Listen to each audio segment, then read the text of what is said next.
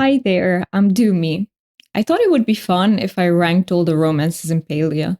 Keep in mind, this is just my list, and the beauty of Palian romance is that it has so much variety in it that everyone's list will look different. Also, I'm not rating the characters themselves, but the romance with them. Let's start off strong with Hodari.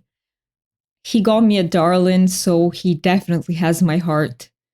What I like about this romance is that he starts off as standoffish, but not in a rude way.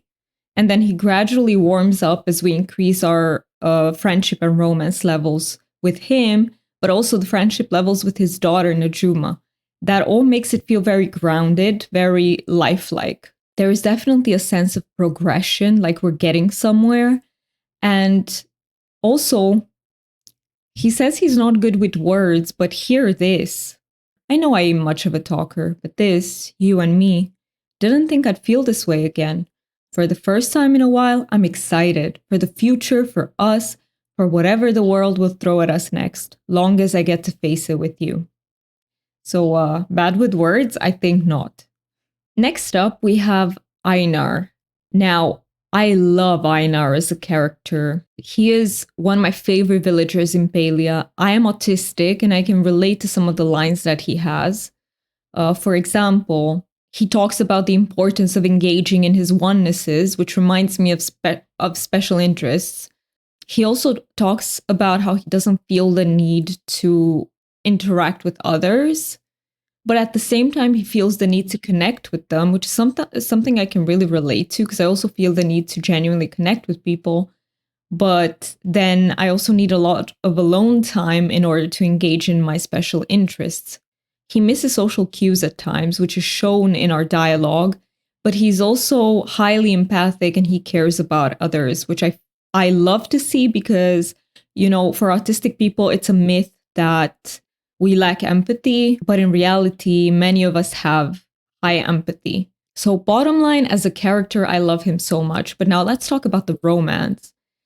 I just really don't like the romance with Einar. I almost feel like we're getting him into something that he really doesn't understand. And I sort of love to see the progression, see him start to understand some things, but I just feel like almost as if in the beginning it's just not consensual, which strikes me as it feels very awkward at times, and not the good awkward. It just feels very one-sided. So for me, I'll place him in has potential, but it's missing something. Next up, we have a very controversial romance in the game, Hassian. Personally, he's my favorite romance in the game, so he definitely has my heart. What can I say? I just like enemies to lovers trope. It's not exactly that, but it's giving a little bit of that. However, I can see why people say that this is a toxic relationship. If you place it in real life, I definitely wouldn't pursue it. It is indeed toxic. He is rude in the beginning. However, I have to say that his rudeness always gave me a flavor of like pushing people away deliberately so that he won't be hurt in a way, and also just wanting to spend a lot of alone time, so being an introvert. This being said, it doesn't justify being rude, obviously. What I like about this romance is that it has a lot of development. It clearly develops from him not liking us to him being very caring and sweet. It also has a lot of depth because we get quite a lot of insight into his mind. We get to learn a lot about his inner world, which I personally love. Let's move on to Gel. So he's very dark, broody, artsy, slightly feminine, very dramatic type of character. He's very different from all the other characters in Palia, and I really like that about him. He also openly talks about his mental health struggles, something like depression. I've seen some people theorize that he has ADHD, and honestly, it wouldn't be out of the question. It would very much be possible. I like him as a character. As a romance, though, again, I feel like it's missing something. I just don't feel like I get to know him as well as I should. And I don't really feel like it's going somewhere. I'm personally not a fan of the, family drama story that he has going on. It's just, I guess he's not my cup of tea in terms of romance, but he very much is my cup of tea as a character because I absolutely love a dose of darkness in my character, in my favorite characters. So I will place him in has potential, but it's missing something. Now, Jina time. She's our sweet scholar, very much of an overthinker, very analytic, very sweet and kind and caring and gentle. For me, she is so close from the has my heart tier, but I will place her in solid romance instead. The reason is just because I like certain themes in her romance. For example, she has that autonomy theme where she's trying to gain a bit more, but Hekla is also very motherly and very overbearing at times. I really like that. I wish it was explored a bit more so that we see that clearly she is gaining some autonomy and Hekla is letting go a little bit. I feel like that would be perfect for both their stories. And I also feel like the second biggest theme that we see in the romance with her is worrying how she's perceived, which I would say is something like low self-esteem. Now, I like that theme a lot, but again, I wish it was explored a bit more. I would like to learn about where does this low self-esteem come from? How does it affect her and her work? I would just like them to go a little bit deeper with it. I'll place her in solid romance, but she's very close to has my heart. And if they explore maybe those angles a little bit more in the future, she's going to be there. Next up, we have Kenyatta. I like how confident she is. I like how assertive she is. She has a rebellious spirit, which I really respect and relate to. She just is able to stand for what she believes in. I think at a glance, she seems to know what she wants, but then we find out that, wait a minute, that's not the case. She actually hasn't discovered what her path is. And part of her, I believe, friendship quests is helping her explore potential paths, which is really cool. We also find out that she loves animals, so she's a highly empathic person. So as a character, I like her. But as a romance, for me, it's in has potential, but it's missing something. And the reason for that is, you can call me biased because I can overlook Hassian's rudeness. But there is something about Kenyatta that strikes me as super rude. And I somehow can't overlook it. It's almost as if her rudeness is more about putting you down. For example, she has a line about how we can't both be the brains in this relationship. And you're lucky you're cute. Something like that. What the heck is that? Like putting your partner down? You know, I think what is happening here is that we all have our specific triggers. And that for me is triggering and I can't overlook it. Versus Hassian's flavor of rudeness, it doesn't trigger anything for me. So I can sort of get behind it, especially knowing that it changes later on. But yeah, and I feel like with Kenyatta, we see the same thing with Nayo. She also talks about him as not being very intelligent, which I just don't like that. And yeah, since we're here with Nayo, I like him. He's very kind. He also talks about himself as not being very smart. I believe he has a line, and that breaks my heart. I don't know who told him that, but to me, he doesn't come across that way. I find him to be a loyal partner who cares about us and who wants us involved in his family life. So family seems like a very important value to him. And that quest, I'm not sure if it's, I think it's romance, not friendship. But when we get to have his family over for dinner, that is one of my favorite moments in the game. It just felt so wholesome and so natural, very real life like. He has a very cute, endearing sense of humor. And let's not forget that he gifted me poop in the game, so that gets him some brownie points. I will personally place him in solid romance. He has potential for has my heart, but I would love to see like more depth, more exploration of his feelings, his thoughts, that sort of thing. Now, Reth and his carrot soup. I love his sense of humor. I love his aesthetics. It's finally time to get another romance in Has My Heart. I love how in the beginning his jokes make him almost seem overconfident, but very soon we realize that it's sort of a facade.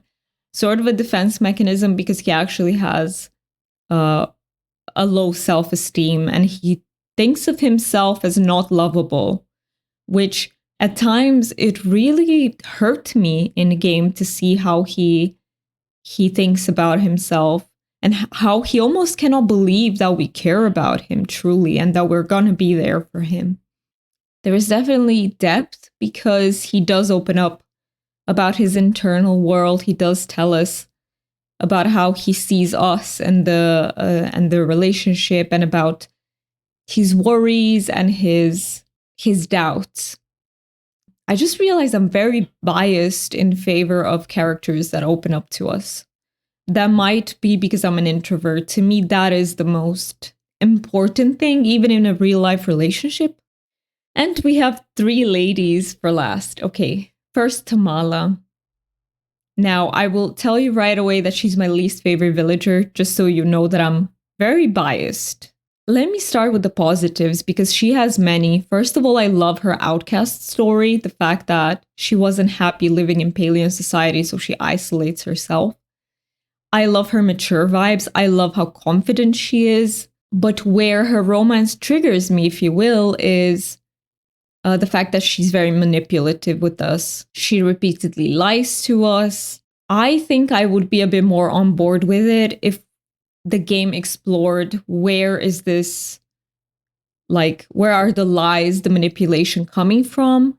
Is it a defense mechanism for something? If I could understand her better, which I would really like to, I think I could accept her a bit more. I can infer that she's probably been hurt by Palian society, but I'm not told anything. There are some moments when she opens up to us that she feels lonely and she sort of empathizes with us if we tell her that, we're not doing so well. I like those moments. There was also the mail we got from her being like, I'm sorry, I know I haven't been the best with you. But because she lies and manipulates us, I just can't tell when she's being for real or not. And yeah, this is something that I can't personally get behind in relationships or in romances, even in games. And I'm sad about that because I really like strong, dominating, assertive female characters. Like my favorite character of all time is Yennefer from Witcher 3, who's also a very strong female character. I'll also add that many people said that she feels real, believable, and I can see that. And I also love that she exists in the game because we need more characters that aren't perfect, that are flawed and human. And I appreciate her for that. I just can't get behind her in terms of romancing her. So I'll place her in thank you next. Now on to Tish. She is probably the opposite of Tamala. She's very sweet, caring, kind. But I have a huge problem with this romance. It lacks any sort of depth. I even think that her backstory with the sickness, which could have been explored way better in the romance with her, is just used to sort of further Reth's story. And we literally learn nothing. What is the sickness? How is it affecting her? How did her struggle through it look like? We know nothing. And I think they did her dirty, honestly. As a character, I think she would have deserved way better. I love her aesthetics. She's so pretty.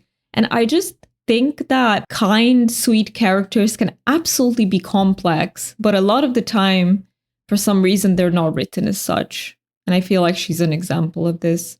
So yeah, for me, unfortunately, she's in thank you next with the potential of being so much higher. She could even go straight into Has My Heart. But yes, I just want to see more depth there. And last but not least, we have Subira. Subira is the last villager I've ever romanced. I have to admit, in the beginning, I didn't like her. I think the game does this very much intentionally because, she's part of the order. And in the beginning, it almost seems like she's there to oversee everything, to supervise, to make sure that we're behaving as we should. And she almost feels like she's part of the enemy, so to speak. So it's very cool how they did that. She has the same mature vibes that Tamala has. Also, the romance with her has a lot of progression. We see her entire view about what's the most important in life change.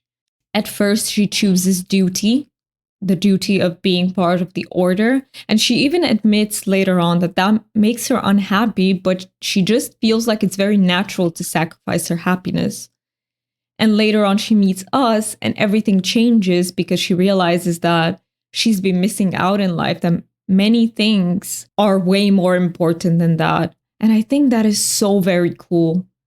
Once again, I'll go with the romance has a lot of depth and the romance has progression and a very cool character. Also, her aesthetics are super cool. I like them a lot. So yeah, she's the first woman in Palia that goes into Has My Heart because she absolutely does. She's wonderful. I love her so much. So yeah, that is my tier list of the romances in Palia. I'd be very curious to hear what are your favorite romances in Palia and why. I'm thinking we all prioritize very different things, so our list could look very different, and that's super cool. If you enjoy Palia content, I stream over here on YouTube and also over on Twitch. I'd love to have you there if that is your cup of tea. And take care of yourselves. I hope you have a wonderful rest of your day. Please share your perspectives with me if you feel comfortable to do so.